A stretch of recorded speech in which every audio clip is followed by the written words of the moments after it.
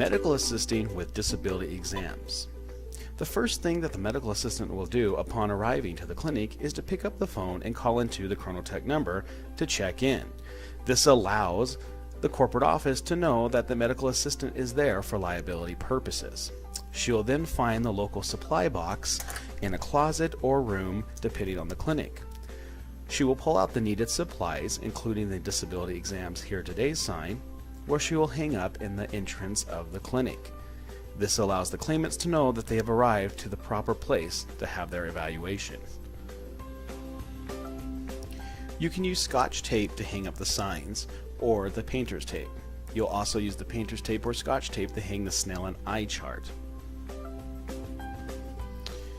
Once you hang the Snellen eye chart, you'll use your height chart that the medical assistant supplies to measure out 20 feet from the Snellen eye chart. It must be measured out or walked off by your feet, but it must be 20 feet away from the Snellen eye chart. Once you have completely measured the 20 feet, you will then take the painter's tape and mark an X on the floor. This is where the claimant will stand to do the Snellen eye test. Once you have marked the X, you will then take your height chart or measuring tape and place above the nearest door where you'll be performing vitals. You'll just simply strap it over the door. This way you can take the claimant's height. Now, some vitals are done in a hallway and some vitals are done in an exam room or a separate room, depending on the clinic. You will want to make it convenient for you to do the vitals and the weight and the height all in one area. You may also tape the height chart to the door if you'd like, or you can leave it hanging, whatever makes it convenient for the medical assistant. Once you are done with that, you will take the scale. A scale will be supplied in the supply box. If there is not one, then the clinic already has a scale that is a stationary one that you can use. It's important that you do take the weight in the height of the claimant. Asking the claimant is not acceptable. It must be done, and the claimants will be asked on a survey if their height and vitals were done appropriately. Once you have completed setting up for the vitals, you'll then pull out the questionnaire forms. This is what each claimant will fill out. You will give those to the claimants upon arriving to the clinic or upon the claimants arriving to the clinic. If they cannot answer all the questions, that's fine. They just need to be able to fill out anything they can on the form.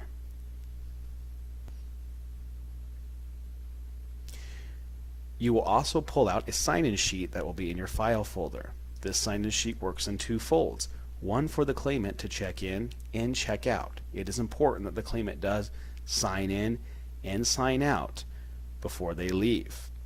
At the bottom of this sign-in page will be a list called pages. Here is where at the end of the day you'll write the amount of pages that need to be faxed back to the office. You'll write the number there next to the pages, and you'll use the sign-in sheet as the cover page to fax back in. Once you have got the front desk situated, you'll want to make sure there's clipboards for the doctors, the claimant, and yourself. On the tote or the supply box there will be a file folder or folder that says Workday Paperwork. In here will be all of the paperwork that will be the claimant paperwork, MSS forms, x-ray order forms, and so forth will be in there ready for you to start your workday. You'll look at the claimant list and count how many claimants there are. You will then take the claimant amount and count the templates out. If there's 10 claimants, you'll pull out 10 templates and make sure you take those into the exam room so the doctor will have the exact amount of templates to use for his workday. You want to make sure the exam room is prepped for the doctor with a pen, templates, chairs for him, and a chair for the claimant or a guest if they happen to bring one. The doctor should not have to sort the room or situate the room. It should already be prepped for him as the medical assistant has arrived 30 minutes prior to the doctor.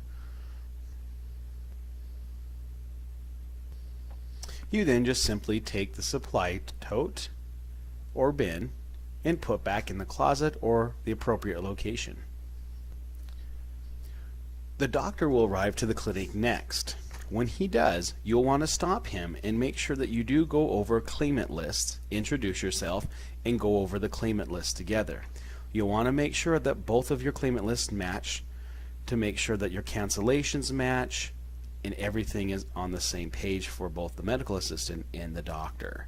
Make sure that you're aware there's MSSs, x-rays, and everything jives together on both the doctor's list and the medical assistant's.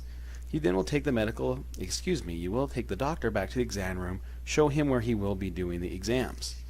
You can ask the doctor at that point if you would like to bring the claimants back to the room, or if the doctor would like to come out and grab the claimants himself.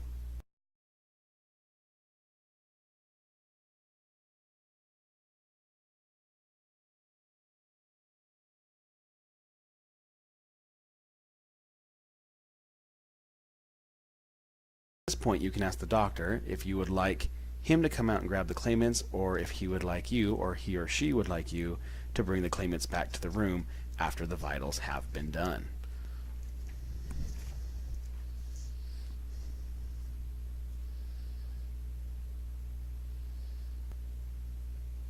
When the claimant arrives to the clinic, you will want to make sure that they sign in on the proper sign-in form. You'll ask them for a photo ID. If the claimant does not have a photo ID, you will ask them for the disability paperwork and to recite their social security number. You then will want to call in to the 800 number and confirm that their social security number is accurate. If the claimant does not have a driver's license or does not know their social security number and does not have the disability paperwork, please call into the corporate office at the 800 number and we'll advise on what your next step will be. Once the claimant is done signing in, you'll simply bring them back to do the vitals. You'll have the claimant stand on the X that you previously laid down. You'll simply just ask the claimant what is the smallest line they can read. If they can read line 5, next to line 5, it'll tell you it is 2010, 2005, etc., and that will be what their eyesight is, 20/10 if it happens to be their left or their right eye. You will want to make sure that you do, if the claimant is wearing glasses, to do the Snellen with glasses and without glasses. When it's time for the claimant to do the weight, please make sure they take their shoes off, and you will want to do their weight. Do not ask the claimant their weight. We need to make sure it is done at the clinic. You can do vitals in any order you would like. As the video you're watching, there's a specific order this medical assistant likes to do. You can do it however you would like. There isn't a specific way or order to do the vitals in. Some clinics will have a pulse oximeter in the clinic. If that is the case, you'll simply place it on the claimant's finger and hold it tight so the claimant is not shaking. This pulse oximeter will give you their pulse and their SpO2. You will simply write this down on the vital sheet that is provided in the supply box, which is on the questionnaire form. You will also want to do blood pressure and respiration and the other vitals listed on the questionnaire form. You'll write all of this down on the questionnaire form to give to the doctor. Again, if the claimant cannot answer all the questions on the questionnaire form, do not turn them away. Simply tell them that is okay and to just take the information that they are willing to give. Some medical assistants, when they're doing the respirations, they will watch the claimant breathe or they will put their hand on the back. That is up to you in the training that you have had prior to becoming a medical assistant or CNA. When you are done with the claimant's vitals, you'll simply send them back to the waiting area where they can finish filling out the questionnaire form or start to fill out the questionnaire form. Once the claimant has finished filling out the questionnaire form and is ready for the doctor, you'll simply just go to the exam room and notify the doctor that his first claimant is ready to be seen. You'll also hand him the questionnaire form with the vitals information on there. When the claimant is done with the exam and the doctor is finished, please make sure the claimant does not leave the clinic without signing out on the sign-in, sign-out form. If a claimant happens to arrive early before their appointment or a couple happen to arrive early, just sit them in the waiting area and have them fill out the questionnaire form. At the end of the day, you'll want to make sure you go through and take all of your supplies down. the scale, the Snellen eye test, and put all of the supplies back into the supply box. We do not want to leave anything out for the clinic to have to deal with when they arrive the following day. It's best to take all of the supplies down while the doctor is in the exam room with the last claimant. This way you can be ready to leave when the doctor is done completing the last exam. You will want to make sure that you keep the supply box organized. Do not throw all the supplies in there randomly. Make sure that it's nice and neat and put back in an orderly fashion for the next medical assistant that will be working in the clinic. You will not want to leave any paperwork in the outside folder. This is only for the workday paperwork that the clinic will put in prior to the workday. Again, do not leave any paperwork in the clinic day paperwork file folder hanging outside of the tote. It is also important to note that a doctor and a medical assistant should never turn a claimant away without authorization from the main home office.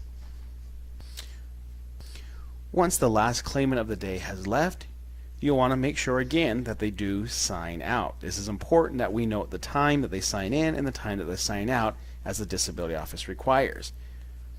You will then take your claimant list and go over the claimant list with the doctor to make sure that your no-shows and shows match up.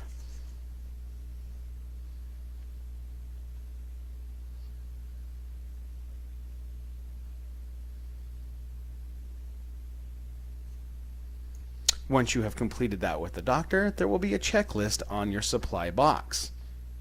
You'll want to make sure that you call in to the clinic coordinator to let them know their shows and no-shows, to let them know if there's any supplies such as templates, batteries, etc. that are needed to be shipped to the clinic. This is important to do each and every workday.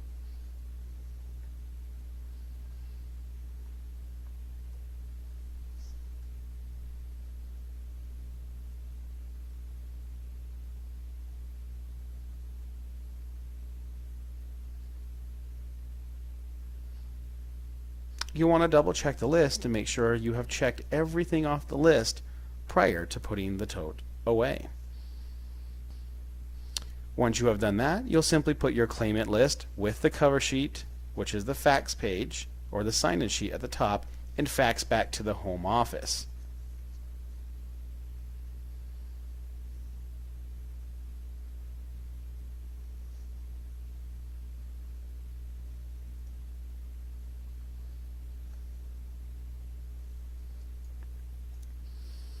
Once you've completed putting everything away and faxing, you'll just want to make sure that the waiting room is nice and tidy, magazines put away, garbage cans cleaned out. Make sure the clinic is left the way you walked in and found it. You'll put the tote away in the closet or the room, wherever it happens to be. You'll then pick up the phone and you'll call into Chronotech to check out. This lets the home office know that you are leaving the clinic and there's no liability left for the home office if anything should happen after you have left. You'll then simply make sure you shut all the lights off to the clinic and lock the door behind you. You will want to make sure that the clinic is locked.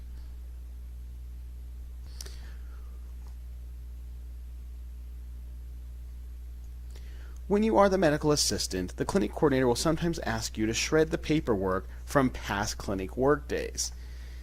This will need to be done in the clinic if there is a shredder and can be done in between claimants while the doctor is seeing the claimants. Simply just pull out the past paperwork and have it shredded. Again, you will want to speak with the clinic coordinator before shredding any paperwork. And that concludes how a medical assistant should perform her duties during a disability exam.